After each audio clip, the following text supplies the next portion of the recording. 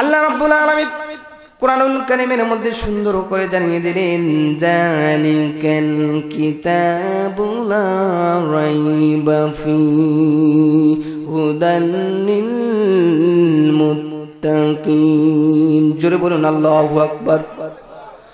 আমার ভাইরা, আল্লাহ বলতেছে যালিকাল কিতাবু লা রাইবা ফি, এই কিতাবের মধ্যে কোনো সন্দেহ নেই।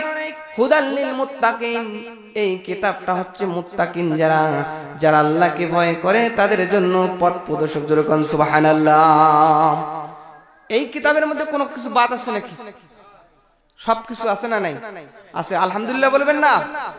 আমার ভাইরা, আল্লাহ তাআলা জানিয়ে দিচ্ছেন, মা ফাররাতনা ফিল কিতাবি মিন শাইইন ওয়ালা আসগা মিন যালিকা ওয়ালা আকবার ইল্লা ফি কিতাবিম মুবিন। জোরে বলুন আল্লাহু আকবার। আল্লাহ বলতেছেন, মা ফাররাতনা ফিল কিতাবি মিন শাইইন, এই কিতাবের মধ্যে আমি কোনো কিছু বাদ দেই নাই। ওয়ালা আসগরা মিন যালিক ওয়ালা আকবারা, এই কিতাবের মধ্যে ছোট্ট বিষয়টা আমি বর্ণনা করেছি এবং বড় বিষয়টা বর্ণনা করেছি। ইল্লা ফি কিতাবিম মুবিন। জোরে বলুন আল্লাহু আকবার। এই কিতাবের মধ্যে আমি সব কিছু খুলে খুলে বর্ণনা করে দিয়েছি। জোরে কান সুবহানাল্লাহ। সেই কোরআনের কথা শুনতে এসেছি, কথা বলেন ঠিক কিনা? এই কোরআন থেকে যারা কথা বলে তারা সত্য কথা বলে, আর যারা এই কোরআনের কথাগুলো শোনার পর যারা এই কোরআনটাকে গ্রহণ করবে, আল্লাহ বলতেছেন আমি ওই সমস্ত বান্দাদেরকে হেদায়েতের রাস্তা দেখিয়ে দেই। আরো আসতে বলেন সুবহানাল্লাহ। আমার ভাইরা, আল্লাহ রাব্বুল আলামিন সুন্দর করে জানিয়ে দিচ্ছেন, আল্লাযীনা ইয়াসতামিউনা ক্বাওলা ফায়াত্তাবিউনা আহসানাহু উলাইকা হাদাহুমুল্লাহ ওয়া উলাইকা হুম উলুল আলবাব।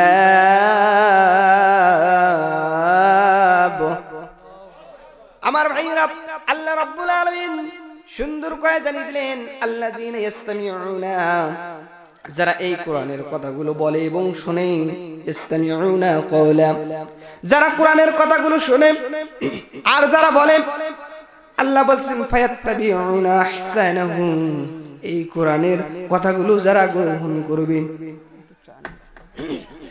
এই কোরআনের কথাগুলোকে যারা ফলো করবে, এই কোরআনটাকে যারা গ্রহণ করবে, আল্লাহ বলতেছেন উলাইকা হাদাহুমুল্লাহ, আমি আল্লাহ রাব্বুল আলামিন ওই সমস্ত বান্দাদেরকে হেদায়েত দান করব। আরো জোরে বলেন সুবহানাল্লাহ। আমার ভাইরা, তাহলে এই কোরআনের কথা যারা শ্রবণ করে, কোরআনের কথা যারা বলে, এই বলার পর শোনার পর যদি তারা আমল করে, এই কোরআনটাকে যারা গ্রহণ করবে, আল্লাহ বলতেছেন আমি আল্লাহ রাব্বুল আলামিন সেই সমস্ত বান্দাদেরকে হেদায়েতের রাস্তা দেখিয়ে দেই। তাহলে কোরআনের কথা শুনলে হবে না, কোরআনের কথাগুলো শোনার পর মনোযোগ সহকারে কোরআনের কথাগুলো শোনার পর সেটা গ্রহণ করতে হবে। কথা বলেন ঠিক কিনা? আমার ভাইয়েরা, এরকম যদি আপনি যতদিন হায়াত পাবেন, প্রতিদিন যদি একটা করে মাহফিল আপনি করেন, আর প্রতিদিন করে একটা মাহফিলের কথা শ্রবণ করেন, কিন্তু মাহফিলের কথাগুলো আপনি মনোযোগ দিয়ে শ্রবণ করার পরও আপনি গ্রহণ করেন না, কিয়ামত হয়ে যাবে, আপনার মৃত্যু হয়ে যাবে, আপনার প্রতি আল্লাহ রাব্বুল আলামিন একটুকু হেদায়েত দান করবেন না। এই কারণে কোরআনের কথাগুলো শুনতে হবে মনোযোগ সহকারে। সুবহানাল্লাহ বলেন। মনোযোগ সহকারে শ্রবণ যারা করবে, আল্লাহ বলছেন উলাইকা হাদাহুমুল্লাহ, আমি আল্লাহ রাব্বুল আলামিন ওই সমস্ত বান্দাদেরকে হেদায়েত দান করি। ওয়া উলাইকা হুম উলুল আলবাব।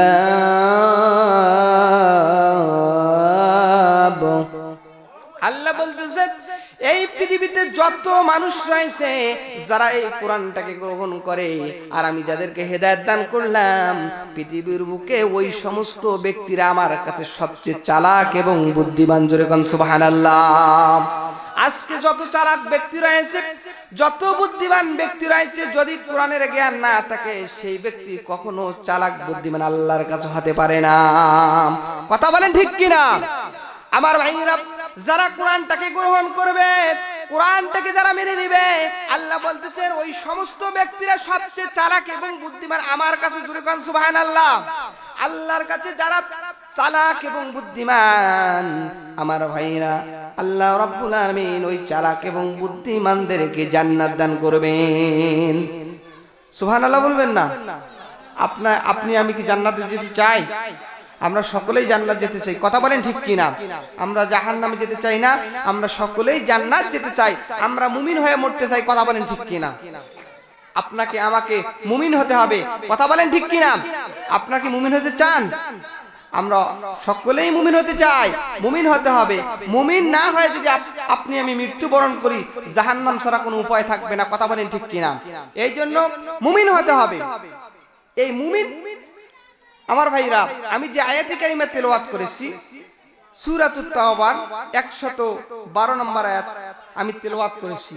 এই আয়াতটা মুমিনদের প্রেক্ষাপটে আল্লাহ তাআলা নাজিল করেছেন। জোরে কোন সুবহানাল্লাহ। এই আয়াতে 9টি বিষয় রয়েছে। এই 9টি বিষয় যাদের মধ্যে পাওয়া যাবে, 9টি গুণ যাদের মধ্যে পাওয়া যাবে, আল্লাহ তাআলা তাদেরকে মুমিন হিসেবে আখ্যায়িত করেছেন। জোরে কোন সুবহানাল্লাহ। আর এই 9টি বিষয় যাদের মধ্যে পাওয়া যাবে, আল্লাহ বলতেছেন আমি তাদেরকে, হে নবী আপনি তাদেরকে জান্নাতের সুসংবাদ দিয়ে দেন। জোরে কোন সুবহানাল্লাহ। আপনি আমি কি জান্নাত যেতে চাই? তাহলে যদি জান্নাত যেতে চাই তাহলে অবশ্যই আপনাকে আমাকে এই আয়াতটা অনুযায়ী আমল করতে হবে। কথা বলেন ঠিক কিনা? এই আয়াতটা যদি নিয়ে যদি আমরা আমল করতে পারি, আমাদের এই মাহফিলটা আমাদের জন্য নাজাতের জরিয়া হয়ে যাবে। জোরে কোন সুবহানাল্লাহ। একটু জিকির করি, লা ইলাহা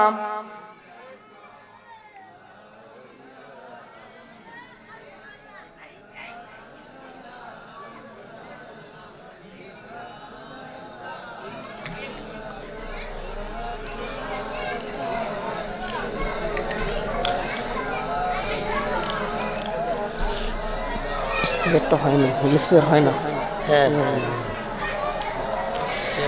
লা ইলাহা ইল্লাল্লাহু মুহাম্মাদুর রাসূলুল্লাহ। সকলে বলি সাল্লাল্লাহু আলাইহি সাল্লাম। আমার ভাইরা, এই কিতাবের মধ্যে নামাজের কথা আছে না নাই? রোজার কথা আছে না নাই? হজ্জের কথা আছে না নাই? আওয়াজ দিয়ে বলেন, আছে না নাই? আছে। আমার ভাইরা, আল্লাহ রাব্বুল আলামিন নামাজ সম্পর্কে, সালাত সম্পর্কে কুরআনুল কারীমের মধ্যে জানিয়ে দিয়েছেন, আকিমিস সালাতা লিদুনুকিশ শামসি ইলা গাসাকিল লাইলি ওয়া কুরআনাল ফাজর ইন্না কুরআনাল ফাজরি কানা মাশহুদা। জোরে বলুন আল্লাহু আকবার। আমার ভাইরা, তাহলে নামাজের ব্যাপারে আল্লাহ তাআলা কুরআনুল কারীমের মধ্যে খুলে খুলে বর্ণনা করে দিয়েছেন।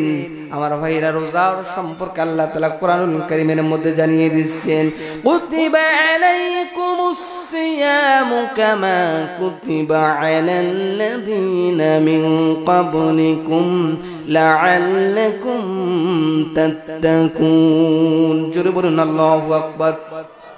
আল্লাহ বলতেছেন সিয়াম সম্পর্কে, রোজা সম্পর্কে কুরআনুল কারীমের মধ্যে জানিয়ে দিলেন। যাকাতের বিষয় তিনি জানিয়ে দিয়েছেন, এমনি করে হজ্জের বিষয় জানিয়ে দিয়েছেন। আমার ভাইরা, আমি যে আয়াতি কারিমা তেলাওয়াত করেছি, একজন মুমিন বান্দা হতে হলে অবশ্যই তাদের মধ্যে 9টি গুণ থাকতে হবে। তার মধ্যে প্রথম গুণটা হচ্ছে আল্লাহ তাআলা জানিয়ে দিয়েছেন, আত-তাইবুনাল আবিদুনাল হামিদুনাস সাইহুনার রাকিউন।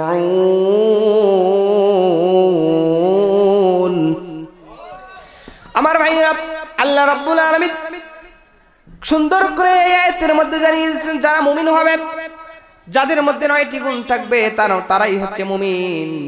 আর মুমিনদের মধ্যে প্রথম গুণটা হচ্ছে অবশ্যই মুমিনকে তওবাকারী হতে হবে। কথা বলেন ঠিক কি না আমার ভাইরা? তাহলে তওবার বিষয়ে আল্লাহ তাআলা কোরআনুল কারীমের মধ্যে জানিয়ে দিয়েছেন, ইয়া আইয়ুহাল্লাযীনা আমানু তুবু ইলাল্লাহি তাওবাতান নাসুহা। জোরে বলুন আল্লাহু আকবার। আল্লাহ রাব্বুল আলামিন জানিয়ে দিলেন, হে ঈমানদার বান্দাগণ, তোমরা তওবা করবে খালেস নিয়তে। জোরে কান সুবহানাল্লাহ। তওবা করার মতো যদি বান্দা তুমি তওবা করো, আমি আল্লাহ রাব্বুল আলামিন তোমার তওবাটা কবুল করে নেব। আমার ভাইরা, তাহলে তওবার ব্যাপারে আল্লাহ তাআলা জানিয়ে দিচ্ছেন অন্য আয়াতে, ওয়া তুবু ইলাল্লাহি জামিআ আইয়ুহাল মুমিনুনা লাআল্লাকুম তুফলিহুন। আল্লাহ তাআলা জানিয়ে দিলেন, ওয়া তুবু ইলাল্লাহি জামিআ, তোমরা সকলেই তওবা করে ফিরে আসো। আইয়ুহাল মুমিনুন, হে মুমিন বান্দাগণ, লাআল্লাকুম তুফলিহুন, সম্ভবত তোমরা সাফল্যমণ্ডিত লাভ করবে। জোরে কোন সুবহানাল্লাহ। তাহলে তওবার দরকার আছে না নাই? একজন ঈমানদার বান্দা যদি হয়, অবশ্যই তাকে প্রতিদিন তওবা করতে হবে আল্লাহর কাছে। কথা বলেন ঠিক কি না?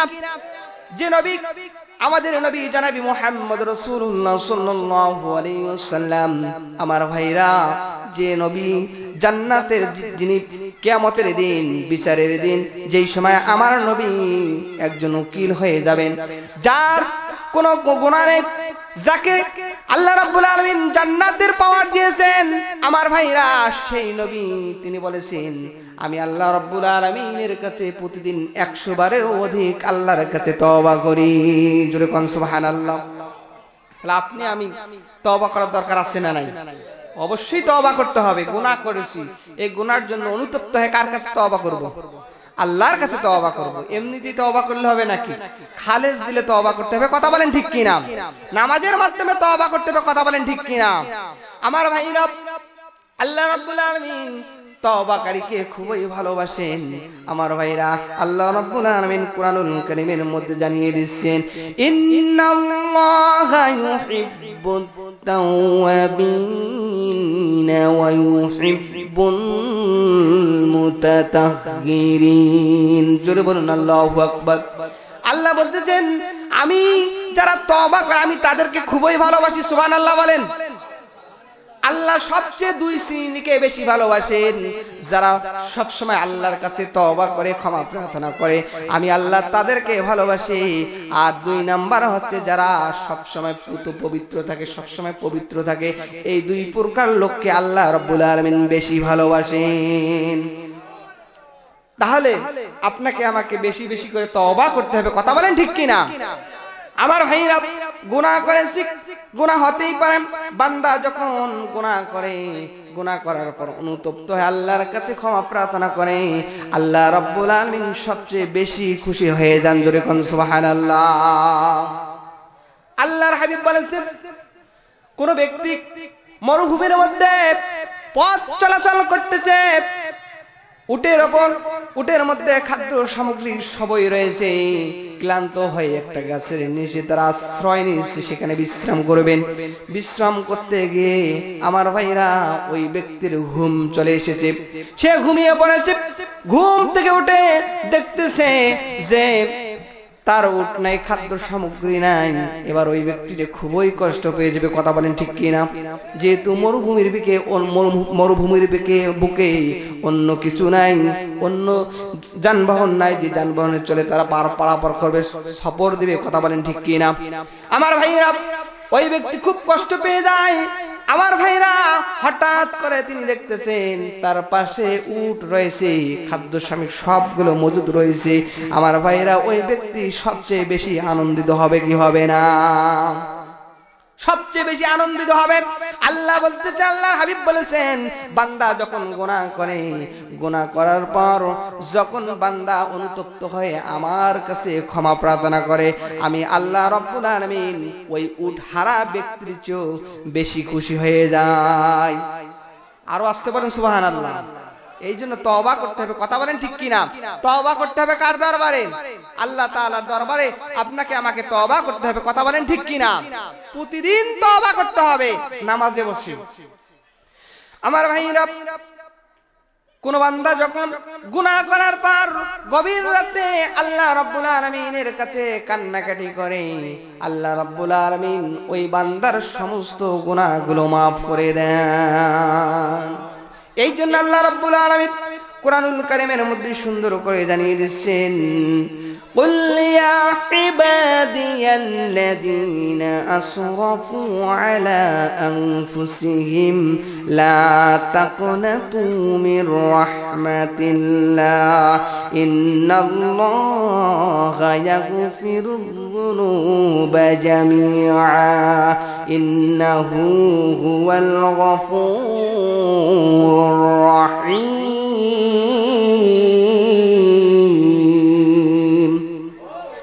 আল্লাহ তাআলা জানিয়ে দিলেন, হে নবী, আপনি আমার ওই বান্দাদেরকে বলে দেন যে বান্দাগুলো নিজের নফসের উপর জুলুম করে, গুনাহ করেছে, গুনাহ করার পর আপনি তাদেরকে বলে দেন, হে নবী, আপনি তাদেরকে ওই সমস্ত বান্দাদেরকে বলে দেন তারা যেন আমার রহমত থেকে বায়ুস না হয়, তারা যেন আমার রহমত থেকে দূরে সরে না যায়। ইন্নাল্লাহা ইয়াগফিরুল যুনুবা জামিআ।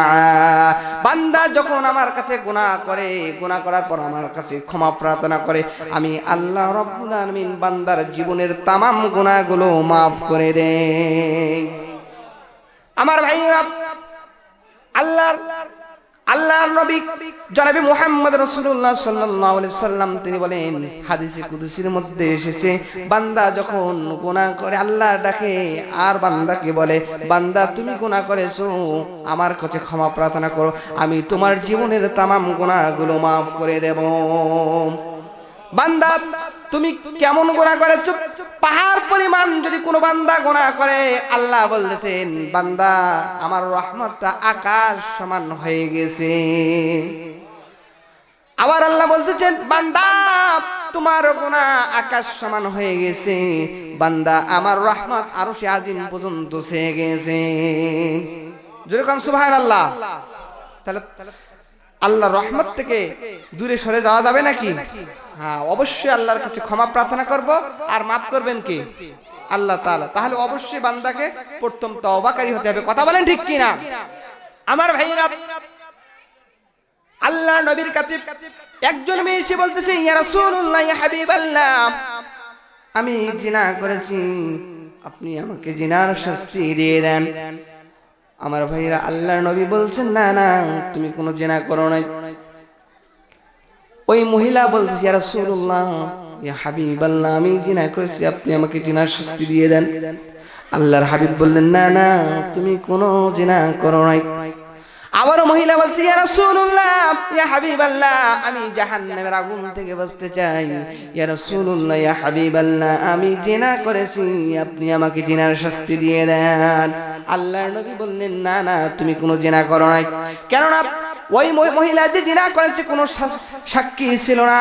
আমার ভাইরা, এবার মহিলা যখন তিনবারই বললেন যে আমি জিনা করেছি, আল্লাহর হাবিব জিজ্ঞেস করলেন, ও মহিলা, তুমি জিনা করেছো বুঝতে পেরেছি, কিন্তু জিনা করার পর তোমার গর্ভে কোনো সন্তান আছে নাকি? মহিলা বলতেছে, ইয়া রাসূলুল্লাহ, ইয়া হাবিবাল্লাহ, হ্যাঁ, আমার গর্ভে সন্তান এসেছে। আল্লাহর হাবিব বললেন, মহিলা, তুমি জিনা করেছো, তুমি অপরাধ করেছো, কিন্তু তোমার পেটে যে সন্তান এসেছে, এই সন্তানটা তো কোনো অপরাধ করতে পারে না। মহিলা, তুমি চলে যাও, এই সন্তান প্রসব করার পর তোমাকে জিনার শাস্তি দেওয়া হবে। মহিলা বলতেছে, ইয়া রাসূলুল্লাহ, ইয়া হাবিবাল্লাহ, এতদিন আমি বাঁচবো এর কোনো গ্যারান্টি আছে নাকি? এবার আল্লাহর হাবিব বললেন, যা, না না, কোনো গ্যারান্টি নাই মহিলা, কিন্তু আমি তোমার জন্য দোয়া করে দিলাম। আরো জোরে বলেন সুবহানাল্লাহ। একজন মহিলা জিনা করেছে, জিনা করার পর তিনি অনুতপ্ত হয়ে রাসূলের কাছে গিয়ে বলছে, ইয়া রাসূলুল্লাহ, আপনি আমাকে জিনার শাস্তি দিয়ে দেন। আর আমরা যদি জিনা করি, আমরা কি কোন আলেমের কাছে গিয়ে বলবো যে হুজুর আমি জিনা করেছি, আপনি আমাকে জিনার শাস্তি দিয়ে দেন? বলবো নাকি? বলবো না। কি ঈমান তাদের ছিল! আমার ভাইরা,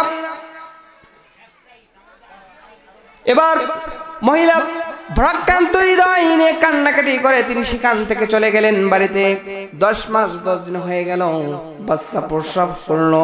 আমার ভাইরা, বাচ্চা প্রসব করার পরে পরে একদিনের পর তিনি আল্লাহর নবীর কাছে গিয়ে বলেন, ইয়া রাসূলুল্লাহ, ইয়া হাবিবাল্লাহ, আমি বাচ্চা প্রসব করেছি, আপনি আমাকে জিনার শাস্তি দিয়ে দেন। আমার ভাইরা, আল্লাহর নবী বললেন, মহিলা বুঝতে পেরেছি তুমি বাচ্চা প্রসব করেছো, এই বাচ্চাটা জীবিত না মৃত্যু? মহিলা বলছে, ইয়া রাসূলুল্লাহ, ইয়া হাবিবাল্লাহ, জীবিত বাচ্চা প্রসব করেছি। আমার ভাইরা, আল্লাহর নবী বললেন, মহিলা এই যে তুমি বাচ্চা প্রসব করেছো, তোমার বুকের মধ্যে, বুকের স্থানের মধ্যে ওই বাচ্চাটার খাবার রিজার্ভ করে আল্লাহ রাব্বুল আলামিন রেখেছেন। অবশ্যই ওই বাচ্চাকে তোমাকে 2 বছর কিংবা 2.5 বছর তাকে দুধ পান করাতে হবে। তারপর মহিলা, তোমার জিনার শাস্তি আমি দিয়ে দেব। মহিলা বলল, ইয়া রাসূলুল্লাহ, ইয়া হাবিবাল্লাহ, এই 2 বছর 2.5 বছর আমি জীবিত থাকবো, এর কোনো তো গ্যারান্টি আছে নাকি? আল্লাহর হাবিব বললেন, না না, কোনো গ্যারান্টি নাই। মহিলা যাও, আমি তোমার জন্য দোয়া করে দিলাম। সুবহানাল্লাহ বলবেন না? আমার ভাইয়েরা, সেই যুগে আসামিরা আল্লাহ নবীর কাছে গিয়ে ধরা দিত। আর আজকে আমাদের দেশে অসংখ্য জিনা করতেছে, অসংখ্য ধর্ষিত হচ্ছে, কিন্তু তাদের কোনো বিচার করা হয় না। কথা বলেন ঠিক কিনা? আজকে যদি কোরআন পার্লামেন্টে থাকতো, কোরআন যদি সংসদের মধ্যে থাকতো, তাহলে ওই সমস্ত জিনা করবে, একবারও জিনা করার সাহস পেত না। কথা বলেন ঠিক কিনা?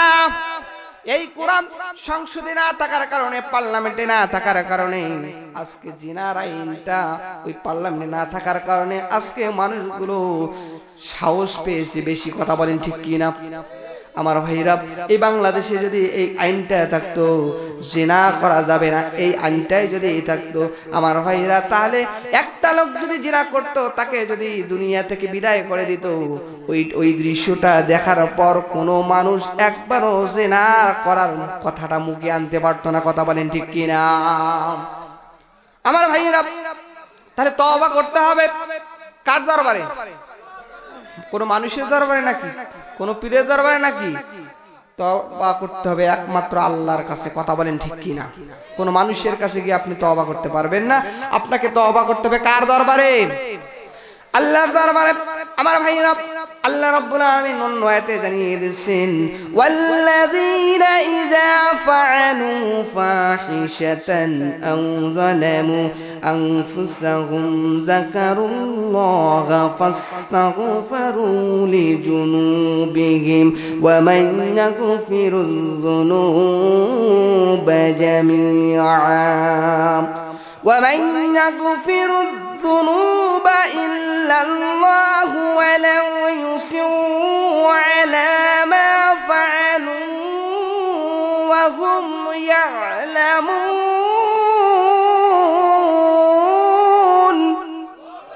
আমার ভাইরা, আল্লাহ রাব্বুল আলামিন জানিয়ে দিচ্ছেন, যখন কোনো বান্দা গুনাহ করার পর, ফাহিশা কাজ করার পর আল্লাহ রাব্বুল আলামিনের কাছে অনুতপ্ত হয়ে বলে, আল্লাহ ব্যতীত আমার গুনাহ maaf করার মতো কেউ নাই, এই রকম অনুতপ্ত নিয়ে যারা গুনাহ করে আল্লাহর কাছে তওবা করবে, আল্লাহ বলতেছেন ফাস্তাগফিরু লিজুনুবিহিম, এই সমস্ত ব্যক্তিরা যারা মনে করবে আমি গুনাহ করেছি, আল্লাহ ছাড়া আমার গুনাহ maaf করার মতো আর কেউ নেই, আমার ভাইরা এরকম যারা করবে, আল্লাহ তাআলা জানিয়ে দিচ্ছেন, আমি আল্লাহ রাব্বুল আলামিন ওই সমস্ত বান্দাদের জীবনের গুনাহগুলো maaf করে দেব।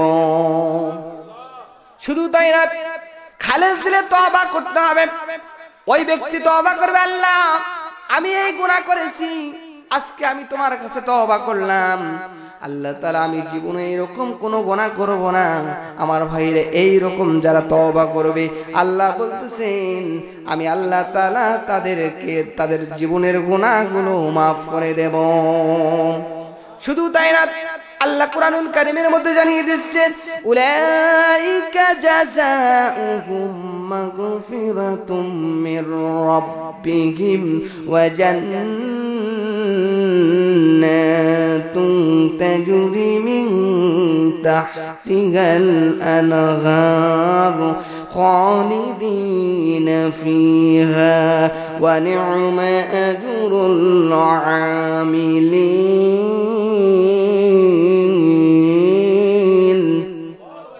আল্লাহ তাআলা জানিয়ে দিচ্ছেন আমি আল্লাহ রাব্বুল আলামিন ওই সমস্ত বান্দাদের জীবনের গুনাহগুলো maaf করে দেব। জোরে সুবহানাল্লাহ। শুধু তাই না, আমি আল্লাহ তাআলা ওই সমস্ত বান্দাদেরকে নিয়ামত ভরা জান্নাতে তাদেরকে চিরদিনের জন্য প্রবেশ করাবো। আরো আসতে বলেন সুবহানাল্লাহ। তাহলে বান্দা যখন গুনাহ করবে, গুনাহ করার পর কার কাছে তওবা করবে? আরো জোরে বলেন, কার কাছে তওবা করবে? আল্লাহর কাছে তওবা করতে হবে। কথা বলেন ঠিক কিনা? আমার ভাইয়েরা, আজকে অসংখ্য মানুষ ফায়সামূলক কাজ করে, আলেমের বিরুদ্ধে কথা বলে। কথা বলেন ঠিক কিনা? হক্কানি পীরদের বিরুদ্ধে কথা বলে, হক্কানি আলেমদের বিরুদ্ধে কথা বলে। কথা বলেন ঠিক কিনা? যারা এরকম কাজ করে, এই সমস্ত লোকদেরকে আমার ভাইরা এই দেশ থেকে লাথি মেরে হিন্দুস্তানে পাঠা দরকার আছে না? কথা বলেন ঠিক কিনা? আমার ভাইরা, আজকে আলেমদের বিরুদ্ধে কথা বলা হয়, যারাই হক কথা বলে তাদের মুখের মধ্যে টেপ মারে দেওয়া হয়। কথা বলেন ঠিক কিনা? যারা এইরকম কাজ করতেছে এরা মুমিন বান্দা হতে পারে না, এরা সবগুলো মুনাফিকের বাচ্চা। কথা বলেন ঠিক কিনা? আমার ভাইয়েরা, এখনো তাদের সময় আছে, যদি তারা তওবা করে, আবার যদি আল্লাহ তাআলার কাছে তওবা করে ফিরে আসে, তাহলে আল্লাহ তাদের তওবার দরজা খুলে রেখেছেন। কথা বলেন ঠিক কিনা? সময় আছে এখনো। আপনারা যারা এইরকম কাজ করেন, এখনো সময় আছে, আপনারা ফিরে আসুন, ফিরে এসেন, আল্লাহর কাছে তওবা করুন। আপনার জীবনের গুনাহগুলো আল্লাহ তাআলা maaf করে দিবেন। জোরে কোন সুবহানাল্লাহ। আমার ভাইরা, তাহলে যারা মুমিন হবে অবশ্যই তাদেরকে তওবাকারী হতে হবে। কথা বলেন ঠিক কিনা? আল্লাহর নবী জনাবি মুহাম্মদ রাসূলুল্লাহ সাল্লাল্লাহু আলাইহি সাল্লামের একজন সাহাবী ছিল। আমার ভাইরা, তার নাম হচ্ছে সালাবা। আল্লাহ রাসূল সমস্ত সাহাবীদেরকে যুদ্ধের কলা কৌশল শিক্ষা দিয়েছেন। এমনকি একজন সাহাবী ছিল সাইদ রাদিয়াল্লাহু তাআলা আনহু। এই সাইদ রাদিয়াল্লাহু তাআলা আনহু তিনি যুদ্ধ করে কলা কৌশল শিক্ষা গ্রহণ করেছিলেন। এমনকি তার অর্থ সম্পদগুলো অনেক ছিল। আমার ভাইরা, এবার যুদ্ধের যেদিন তারা আল্লাহর নবী তাবুকের ময়দানে চলে যাবেন, তাবুকের যুদ্ধের মধ্যে, এমন সময় সমস্ত সাহাবীদেরকে ডাকা হলো। সমস্ত সাহাবী গেল, কিন্তু একজন সাহাবী বলল, সাইদ রাদিয়াল্লাহু তাআলা আনহু, তিনি বললেন, ইয়া রাসূলুল্লাহ, ইয়া হাবিবাল্লাহ, আমি কেবলমাত্র বিয়ে করেছি, আমার একজন স্ত্রী রয়েছে, এই স্ত্রীকে রেখে আমি কি করে যুদ্ধের ময়দান চলে যাব? ইয়া রাসূলুল্লাহ, ইয়া হাবিবাল্লাহ, আপনি যদি একজন সাহাবীকে পাহারা নিযুক্ত করে দেন, আমার বাড়িটা পাহারা দিবে, আর বাজার করার জন্য যা কিছু দরকার পর্দার আড়াল থেকে বাজার করে এনে তাকে আমার স্ত্রীকে দেবে। ইয়া রাসূলুল্লাহ, ইয়া হাবিবাল্লাহ, এই সমস্ত একজন সাহাবীকে যদি আপনি নিযুক্ত করেন, তাহলে আমি যুদ্ধের ময়দান চলে যাব, তাছাড়া আমি যুদ্ধের ময়দান যেতে পারবো না। আমার ভাইরা, আল্লাহ নবী দেখলেন ওই সাহাবীর উট রয়েছে, যুদ্ধ করার অস্ত্র রয়েছে। আল্লাহর নবী একজন সাহাবীকে তিনি বললেন, সালাবা রাদিয়াল্লাহু তাআলা আনহুকে বললেন, ও সালাবা, তোমার ভাই যুদ্ধের ময়দান চলে যাবে, তুমি তোমার ভাইয়ের বাড়িটা পাহারা দেবে। এই বাড়িটা পাহারা দেওয়ার পর ওই স্ত্রী, তোমার বন্ধুর যে স্ত্রী রয়েছে, এই বন্ধুর স্ত্রীর যাবতীয় কাজগুলো, অর্থাৎ বাজার খরচ করাগুলো, এই সমস্ত খাদ্য সামগ্রীগুলো তুমি এনে তার স্ত্রীকে দিয়ে দেবে। সুবহানাল্লাহ বলবেন না? পর্দার আড়াল থেকে তোমাকে দিতে হবে। আমার ভাইয়েরা, এবার যখন ওই সাহাবী রাজি হয়ে গেল, সালাবা রাদিয়াল্লাহু তাআলা আনহু রাজি হয়ে গেলেন, আর ওই সাইদ রাদিয়াল্লাহু তাআলা আনহু তিনি যুদ্ধের ময়দান চলে গেলেন, মুসলমানরা যুদ্ধের ময়দান চলে গেলেন, আর সালাবা রাদিয়াল্লাহু তাআলা আনহু বাড়ি পাহারা দিচ্ছে। আমার ভাইয়েরা, বাড়ি যখন পাহারা দিচ্ছে, শয়তান ওসওয়াসা দিচ্ছে, শয়তানের ওসওয়াসায় পড়ে সালাবা রাদিয়াল্লাহু তাআলা আনহু ওই বাড়ির মধ্যে ঢুকে পড়লেন। পর্দার সরে তিনি বাড়ির মধ্যে প্রবেশ করে ওই বন্ধুর স্ত্রী যাকে তার কাছে আমানত রাখা হতো সেই আমানতকে তিনি কি করলেন, তার হাতটা ধরে ফেললেন। যখন ওই স্ত্রীর হাতটা ধরে ফেললো আমার ভাইরা, এবার ওই সাইদ রাদিয়াল্লাহু তাআলা আনহুর স্ত্রী বলল, ও সালাবা, তোমার ভাই যুদ্ধের ময়দান চলে গেছে, তোমার ভাই যুদ্ধের ময়দান চলে গেছে আর আমাকে তোমার কাছে আমানত রেখে গেছে, তুমি কি তোমার ভাইয়ের আমানতকে কি খেয়ানত করতে চাও? আমার ভাইয়েরা সালাবা রাদিয়াল্লাহু তাআলা আনহু চিৎকার মেরে দিয়ে আল্লাহু আকবার বলে সেখান থেকে তিনি চলে গেলেন। তিনি চিৎকার মেরে দিয়ে পাহাড়ের মধ্যে চলে গেলেন। পাহাড়ের কাছে গিয়ে বলতেছেন, আল্লাহ তাআলা, আমি অনেক গুনাহ করেছি, আমি ভুল করেছি, আল্লাহ তুমি আমাকে মাফ করে দাও।